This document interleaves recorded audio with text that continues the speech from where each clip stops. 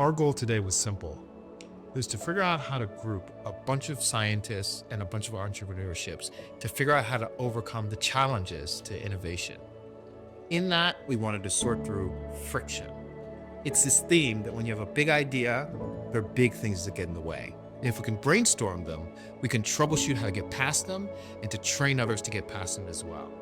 So they asked me to speak about what the secret sauce is.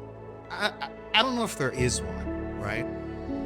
Overcoming challenges takes innovation, and generally when you start, you don't know what's going to be required to get over the hump. But in this case, I do know what's special and what's unique. And what's unique is the social connectedness that we're building from.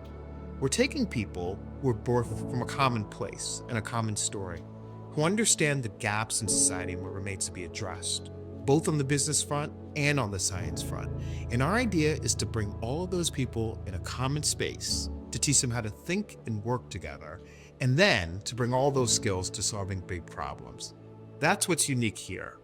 It's where we draw from. It's where we come from that enables where we're going.